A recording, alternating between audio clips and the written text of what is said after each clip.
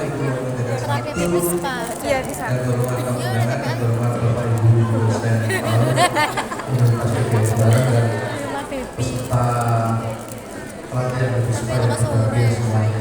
Sebelumnya, Sob. Assalamualaikum warahmatullahi wabarakatuh. Salam sejahtera kita semua. Alhamdulillah terima kasih di kesempatan ini. Saya mohon izin untuk berdiri ya. Kalau duduk saya itu nggak biasa duduk gini ya. Saya biasa jalan-jalan. Itu yang benar nilai ya. Oke ya. Terima kasih. Untuk kegiatan pada pagi hari ini sebetulnya itu materi itu 16 kali pertemuan. Sebetulnya kemarin saya sama Bunda Nila itu 2 hari sampai jam 9 malam. Ini hanya 1 jam. Tapi tidak apa-apa. Ya, nanti ada gambar masuk praktek, ada gambar masuk praktek. Untuk yang bawa boneka boleh nanti masuk praktek ya. Oke, saya kenalkan, tadi sudah dikenalkan sama Bunda Nila. Nama singkat Pramono. Aslinya saya Solo. Ya, musuhan. 2008 isu-isu berhadiah pindah ke Malang. Ya, tadi saya pernah jadi guru TK Tabi Kapuli. Mungkin ada yang dari Tabi Kapuli. Kan Tabi Kapuli banyak dari sahabat-sahabat BMG. Terus jadi guru SD Muhammadiyah 1. GTT. Tahu GTT? Guru tetap tabah. Betul. GTT TK 2 tahun, GTT SD 8 tahun. Iya, guru tetap tabah. Nah, oke. Sebelum masukin materi, paling tidak mungkin waktu dari SMK yang jurusan IPA ada nggak dulu? Ada. IPA, mungkin kalau IPA masih gini ya. Kalau IPS mungkin nggak tahu nanti apa itu. Sebelum memegang anak, paling nggak harus tahu karakter anak ininya dulu. Mijat, sepa itu tidak asal dipijat gitu enggak, tapi ada harus tahu karakternya anak itu anak dulu. Link aja Ibu. Link mbak. Oke. Nanti subscribe bisa. Nah, anatomi di sini sangat penting sebelum pijatan karena apa? Membantu dalam melakukan pijatan yang aman dan efektif. Nah, di sini ya, tubuh itu sangat lembut dan rentan apalagi bayi. Kalau di sini sudah punya cucu ya mungkin sudah bisa merasakan. Kalau yang belum punya anak nanti ponakannya. Nah, ini ponakan saya. Dulunya saya pijat, sekarang udah jadi mahasiswa. Nah itu, sekarang S2 BK di Universitas di Jakarta. Nah, ada ponakan juga, ini ada kelas 3 SD. Ada sebenarnya ada 1 tahun, 1,5 tahun. Saya ajak itu tadi malam panas, bibirnya mulai panas dalam pecah-pecah. Saya kasihan ke saya aja. Nah, biasanya kalau sepa, baby spa, massage ini anak saya sendiri. Anak saya masuk UAS, saya sendiri pas ujian akhir. Nggak mau kalau nggak ujian akhir, biasanya saya ajak bolos. Nah, anatomi ini ya kaitannya dengan otot, tulang dan sendi, kulit. Bayi itu rentan, tidak asal dikasih minyak, tidak asal dipijat.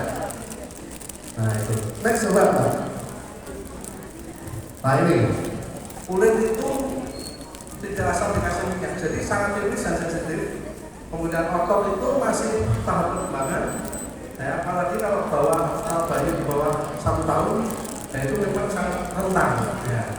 Kemudian di sendi juga, sendi itu ada sendi-sendi apa ya?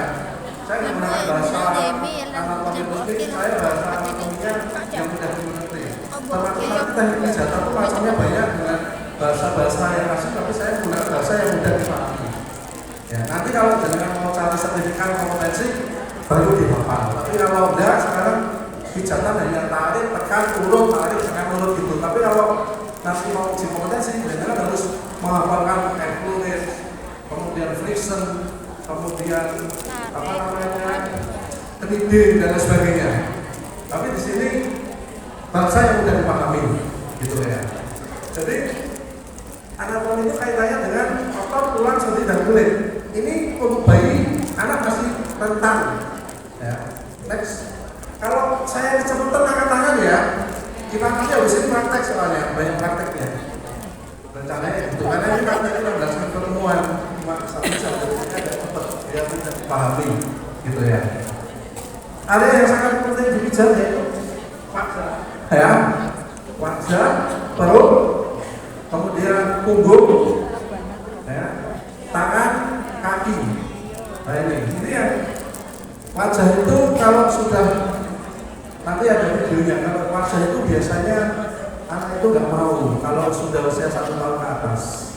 Nah, jadi wajah, perut, kemudian punggung, kaki dan tangan. Next, where do you study anatomy? Kenapa? Keamanan. Nah ini harus aman, harus paham dulu, harus paham dulu. Nanti materi saya kasih kalian. Sudah, nanti saya berikan materinya. Oh gitu, nggak apa-apa ya. Jadi keamanan kemudian efektif. Nah ini nanti bisa jadi pasti dulu ya. Efektif, kemudian nyaman. Ya. Anak itu terasa nyaman dulu. Ya kalau anak nggak nyaman, nggak mau. Kita memijat anak itu, ya kalau di mahasiswa muda di tempat kami ada mata kuliah masa spa juga. 8 kali pertemuan, UTS, praktek, kemudian baru ke lapangan.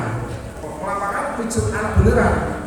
Tapi sebelum pijat anak beneran, membuat rancangan, saya cermati dulu teknik tangannya. Kalau teknik tangannya salah, saya ulangi dulu sampai bisa. Karena kaitannya dengan tubuh manusia, bukan boneka. Kalau kaitannya dengan tubuh manusia, pijatnya salah, kalau bahasa pijatnya atau masuknya salah, nanti ada tulang, ada saraf, ya, pembuluh darah, nah ini sangat berbahaya juga.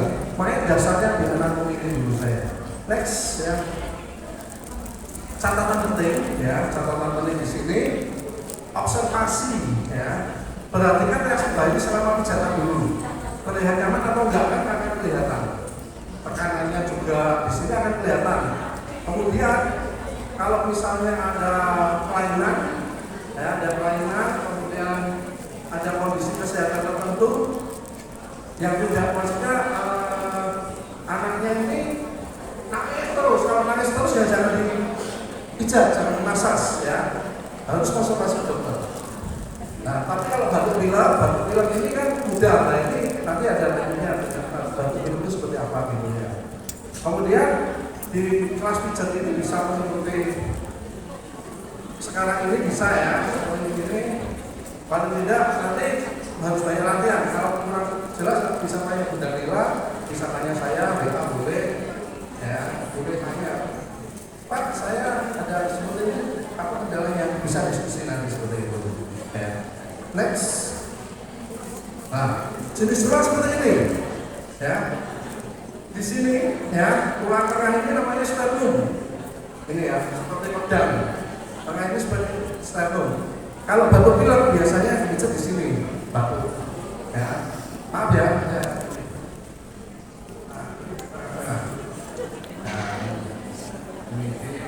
Ya, batuk pilek itu batuk di sini nanti ditambah di sini sama ini. Kemudian tulang panjang itu ada femur, ada radius, kuratis sama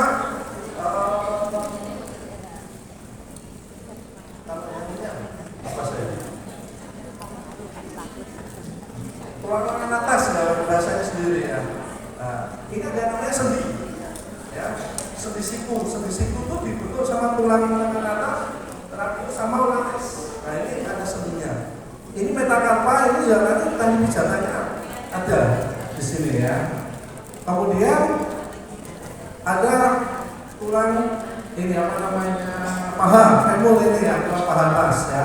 Paha atas ini femur, ada tibia, ada fibula, ya. Ada tulang kecil di sini ya, pembuluh itu namanya patella. Nah ini harus hati-hati di sini ya.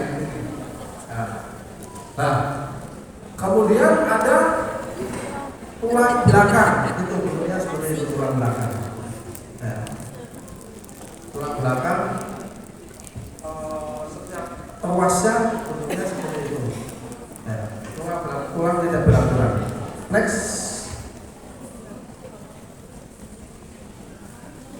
Lah, anatomi anak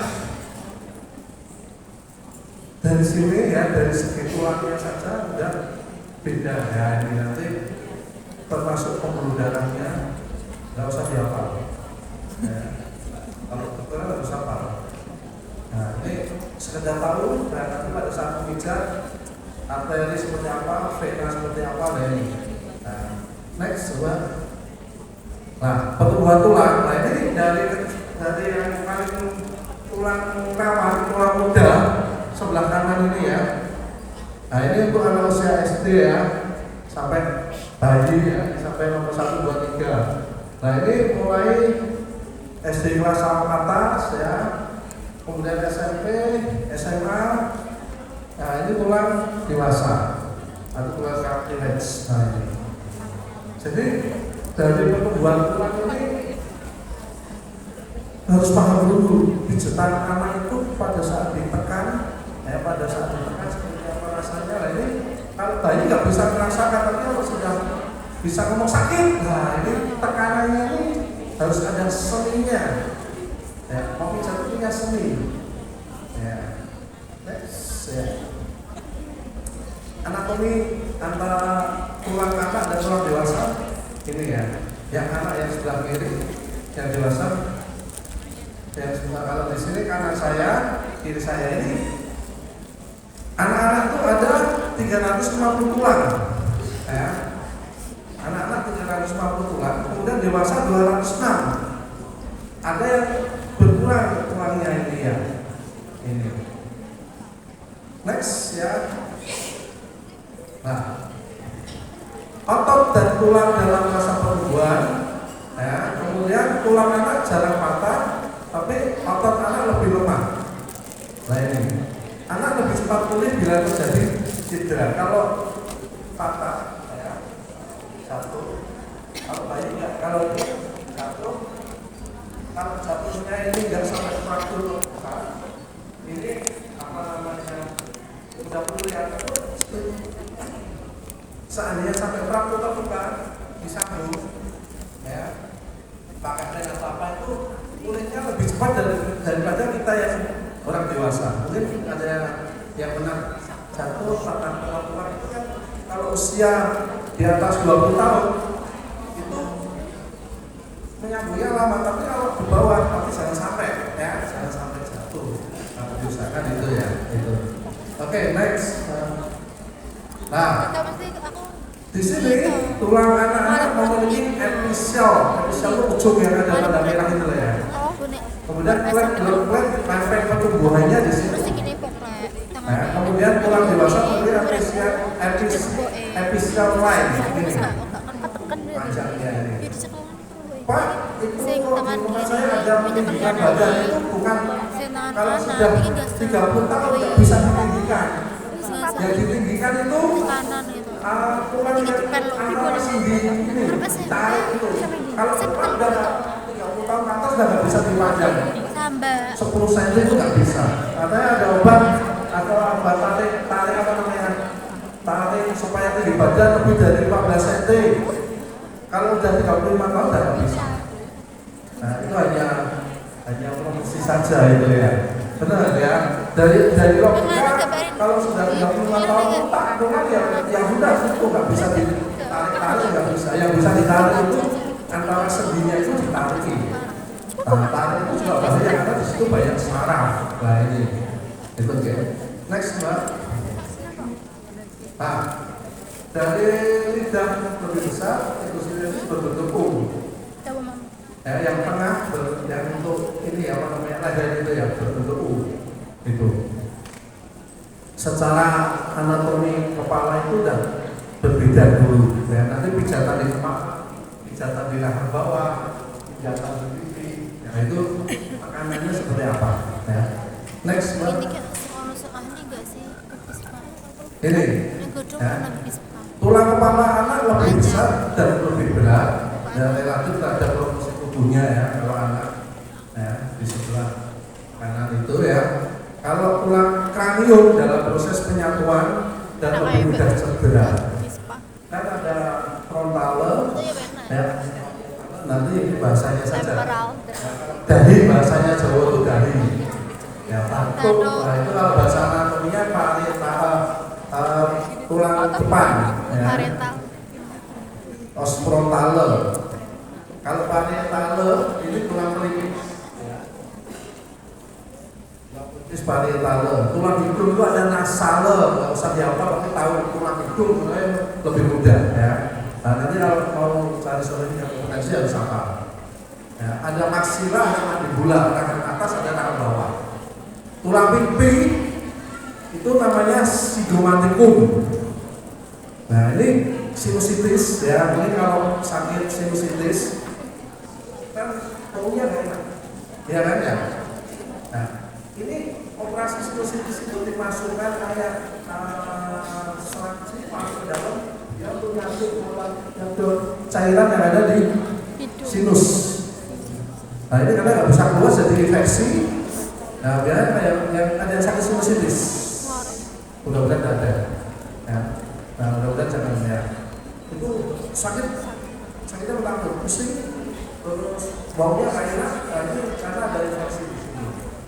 Ya, di tulang sinusitis itu sigmomaticumnya. Itu. Next. Nah pembuluh darah ini, ya, pembuluh darah arteri ini darah yang keluar dari jantung, ya. Ini arteri, ya. Tubuh kita itu banyak pembuluh darahnya. Nah ini dari kepala, tangan, semua ini dipompa oleh jantung. Dipompa oleh jantung. Nah, pemijatan masas itu ke arah jantung. Kalau jenengan pijat itu arahnya ke bawah, berarti yang pijat dan tahu anatomi. Ya, yang pijat dan tahu anatomi. Mesti pemijatan, tak pemijatan orang dewasa, anak-anak, mesti ke arah jantung. Karena apa? Peredaran darah selalu menuju ke jantung. Pusat utamanya jantung karena dipompa dari jantung. Ya, arteri masuk Misalkan tangan, satu lagi. Nah, itu. Kayak ini. Semua pemijatan ke arah jantung. Nanti kalau misalnya pijatnya itu ke bawah dulu kan segera ditarik. Nah itu berarti pemijatnya nggak tahu. Iya. Nah ini kan dipijat. Ya, nggak tahu peredaran darahnya. Nah ini kunci utamanya di sini. Tapi kalau yang suka pijat, ya baik anak pijat dewasa maupun ini, itu pun kalau pijatannya itu mulutnya ke bawah, nah berarti ini nggak tahu anatomi. Nah ini. Next. Nah ini pembuluh darah balik vena. Nah tadi ya, yang tadi arteri apa ini yang vena. Bukan masalah kontraknya pipi yang Nah ini di kaki juga sama. Semua mesti mengarah ke jantung, nggak mungkin enggak. Ya, mengarah ke jantung, kemudian dipompa ke seluruh tubuh.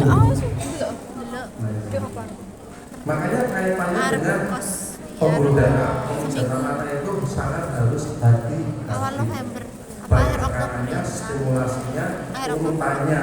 Nah ini.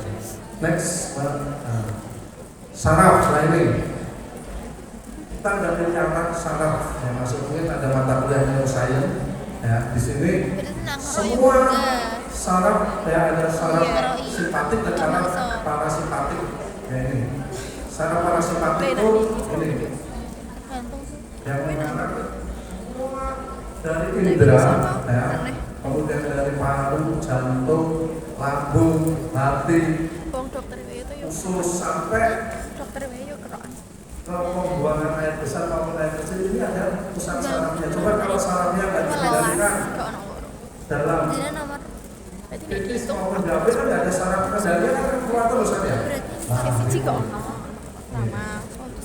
Kadang kan maaf ini ya yang saraf kritis atau nggak bisa tahan nah ini ya itu kan kalau keluar sendiri lah itu.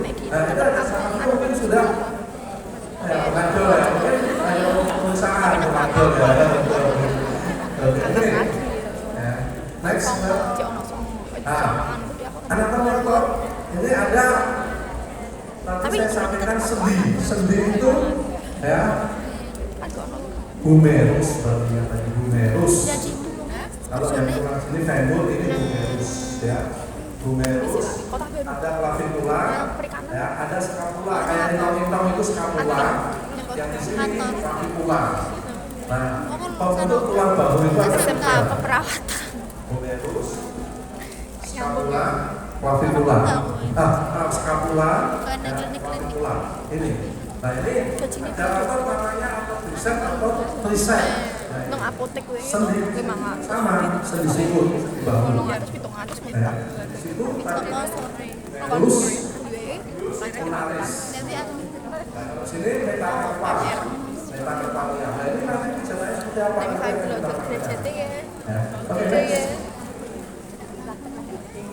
Otot utama dalam masa sebaik anak maupun dewasa sama.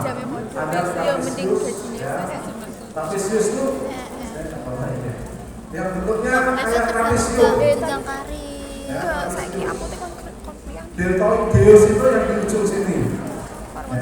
Mas bisa ke depan ya Mas? Di garian ya garian tujuan hidup tujuan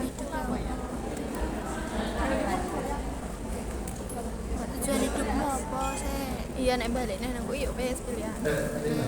Jadi trapezius itu otot yang ada di dada belakang punggung Pincet deh. Dipincet.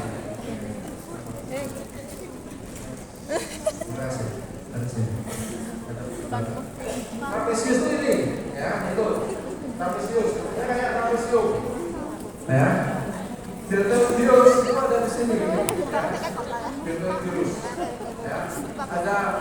Ada tricep di belakang, bicepsnya di depan itu, ya. Ini kemudian ini yang bagian latissimus dorsi, tulang pinggang ini di samping ini, ya. Tulang pinggang, latissimus dorsi. Ya. Kemudian ada hamstring. Hamstring tulang apa belakang hamstring. Ya. Nanti kalau berbicara kemudian yang di bawah ada gastrocnemius, tulang betis, otot betis.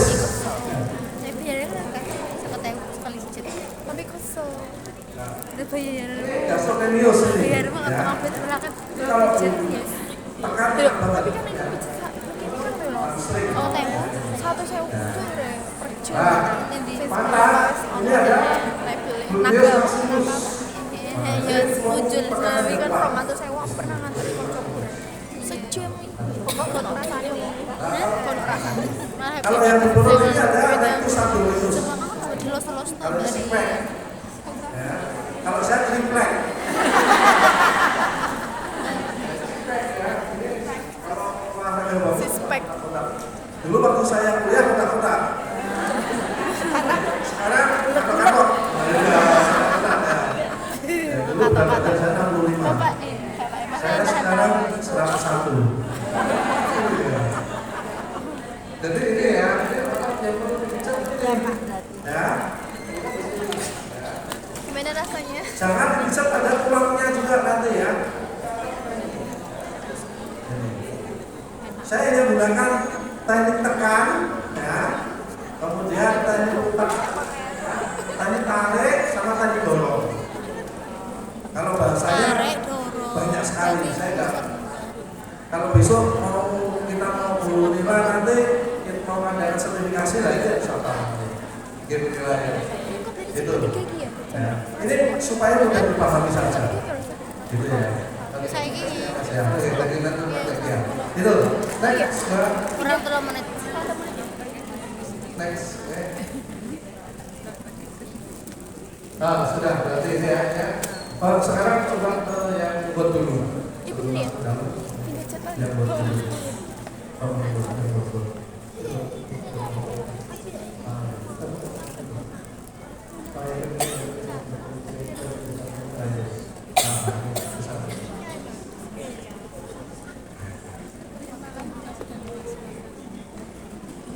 Bukan yang tadi.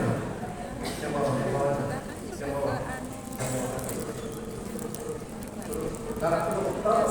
Nah ini. Kalau bahasa aslinya ini, ya, saking bukan saking budi, bukan ya. Saking, bukan saking budi gitu ya. Bahasanya ucapkan saking ya. Kemudian stroking itu tadi menurut ya, menggosok mulut ini ya. Epulet itu menggosok. Nah, petisnya itu memijat macamnya banyak petisnya. Ada peniding, ada masker swishing, ada picking up, ada wedding, ada skipping. Nah, peniding itu tekan, ya. Masker swishing itu tekan, tarik. Nah, bahasanya itu picking up sama dengan masker swishing putaran. Pelisir itu gerusan. Nah, teman ada hacking, ada tapping, ada binting, ada pounding, baru itu biasa. Tapi saya nggak menggunakan bahasa ini, ya, saya nggak menggunakan bahasa ini. Nanti kalau menggunakan bahasa ini sampai jam 4 nggak selesai, ya. Oke, next Pak, kembali yang ini tadi pertemuan kelima loh ya, ini tadi. Ya, lihat tadi kan pertemuan kelima itu tadi ya. Yang satu lah ya. Itu, oke, next. Sekarang kita masuk ke sini, langsung praktek ya biar enak. Ya. Dari sini nanti bawa buku sama kertasan ya. Dan nanti membuat rancangan dipraktekkan sama temannya. Jadi habis namanya workshop kan harus ada produk. Dan nanti saya kasih waktu 10 menit untuk membuat rancangan. Ya, rancangan massage untuk anak kurang lebih 15 menit waktunya. Ya. Oke?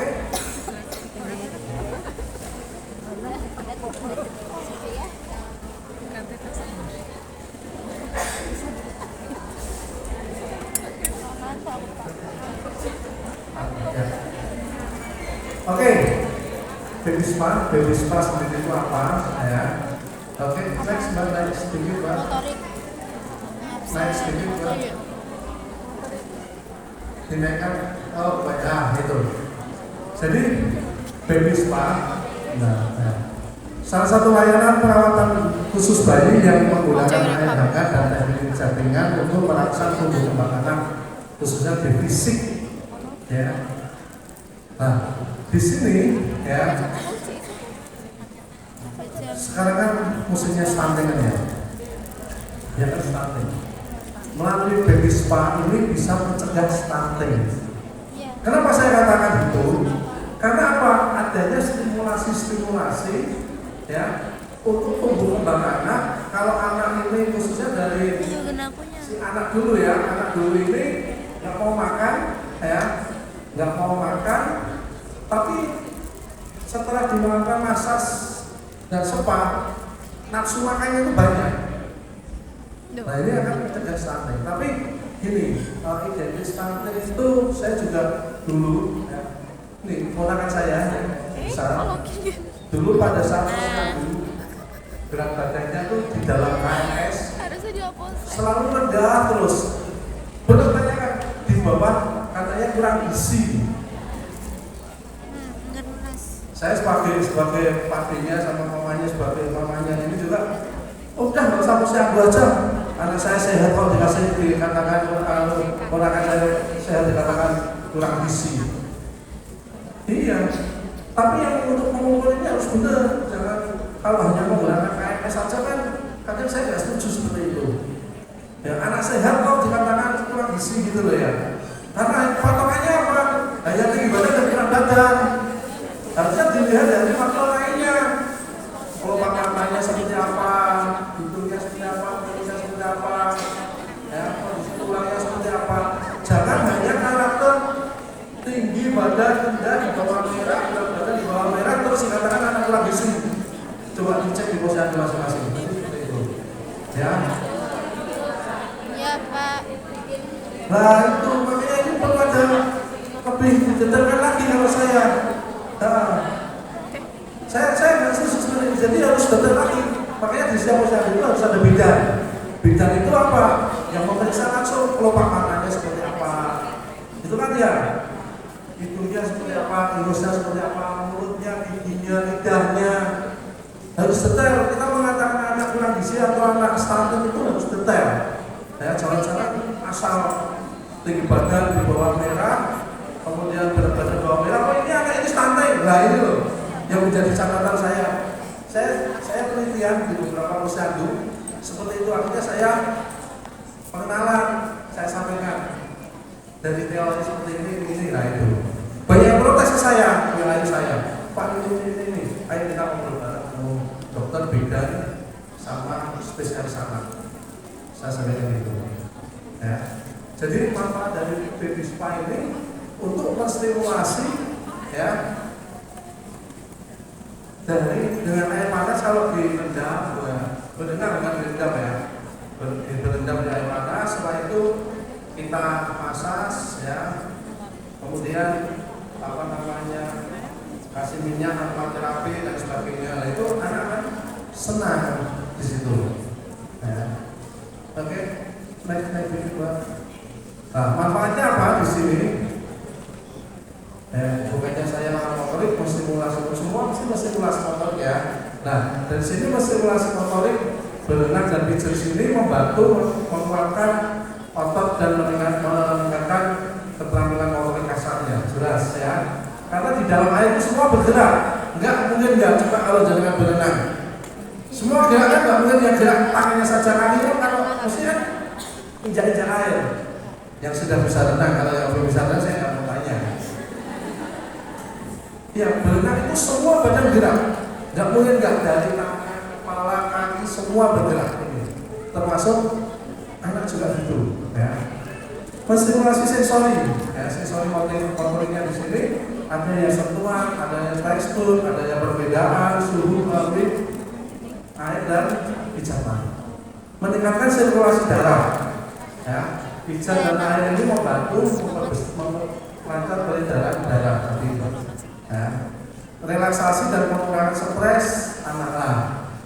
Dulu anak ini, yang merah anak saya, yang sebelah kanan itu sekarang udah mahasiswa ini ya. Yang belakang anak saya nomor 3 mesti. Dulu saya latih renang juga. Kalau yang di Solo mungkin tahu Telagas. Dulu ada kolam renang air hangat. Saya jam 2 sampai jam 9 malam mesti latih renang di sana. Karena air hangat saya sampai berani sampai jam 9. Jam 9 malam. Waktu masih GTT dulu tetap sabar. Gitu. Next, coba ya. Bantu tadi kan ini. Apa ya? Cukup ini. Kalau nggak harus pakai kolam renang besar, pakai kolam yang plastik itu juga boleh. Ya, di rumah punya cucu atau anak, atau anaknya tetangga, atau anaknya saudara, atau anaknya siapa. Nah ini. Tapi harus tahu dulu teorinya dulu, baru praktek. Kalau nggak tahu teori langsung pijetin, nanti anaknya nggak bisa jalan. Ya, kebetulan anak saya yang pertama ini, kalau anak saya dulu anak pertama saya masih GTT tadi Bu ya, anak GTT, kemudian cucu pertama dari ibu mertua saya, cucu kedua dari ibu saya, ya. Anaknya itu kalau disayang, nggak boleh kotor, nggak boleh jatuh. Ya udah saya pijat sendiri, tapi kan kalau sudah nggak boleh jatuh, nggak boleh kotor, gendongan terus itu kan nggak ada stimulasi kan ya. Karena saya pertama 18 bulan baru bisa jalan. Ya, karena pakai baby walker, makanya bukannya saya melarang, tapi tidak menyarankan pakai baby walker. Ya, karena ini apa? Struktur tulangnya itu terlalu nyaman duduk sambil jalan-jalan, ya enggak? Iya, terlalu nyaman duduk sambil jalan-jalan itu udah, itu nggak bisa stimulasi otot-otot. Karena saya pertama 18 bulan bisa jalan, baru bisa jalan. Anak yang kedua tahun 2009 saya pindah ke Malang. Anak yang kedua itu baru usia 8 bulan.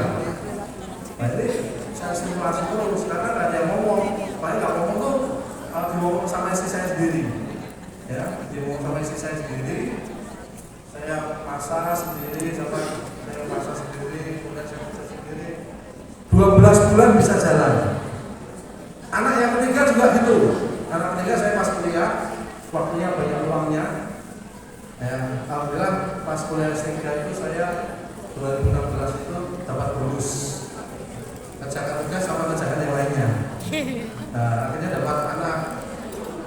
Iya, iya.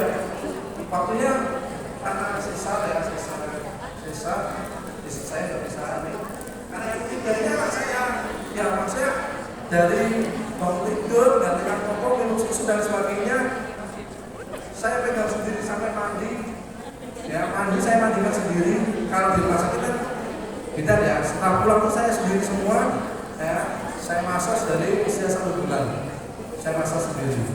11 bulan, 27 hari, 1 tahun kurang, anak itu bisa jalan. Jadi di sini ya, sholat di sini. Selain itu saya berikan mandi yang kecil. Nah, coba nanti kalau misalnya ada, jangan pakai yang ada ya. Tidak saya rekomendasikan. Kemarin juga pada saat latihan juga tidak boleh pakai leher. Kenapa? Leher ini kan akan ke bawah kan ya. Leher itu pusat sana. Nggak boleh. Pakai yang ada Cewek cowok. kalau baik kan Tapi nih bisa cewek sendiri udah kayak gede. gitu ya. Nah, malah bahaya dibalik nanti ya. Nah, berenang, kemudian ada pijat bayinya, ada aromaterapinya, ada terapi gulanya. Nah, aromaterapi juga untuk anak harus hati-hati. Tidak semua anak itu suka harum. Ya, anak saya itu kalau saya pakai parfum yang asal beli itu, anak saya mesti marah-marah. Papa nggak boleh pakai parfum di sini keluar. Waduh ya. Akhirnya saya Ini beli masuk yang orang layu. ini anak saya Ini kulit Koko sudah belikan papa parfum yang beli yang keluar. Ini wah lama sekali. Nah, pakai yang ini baru gitu. Jadi parfum saya itu malah yang belikan anak saya bukan saya sendiri. Ya, kalau udah di mobil atau di kamar, kalau papa nggak pakai parfum, kamu kecut mau nggak? Ya, artinya. Nah ini aromaterapi dalam massage itu juga harus hati-hati. Ya, kalau bayi kan nggak bisa ngomong, tapi kalau sudah anak itu kan nggak ngomong, bisa protes, gitu ya. Oke, next.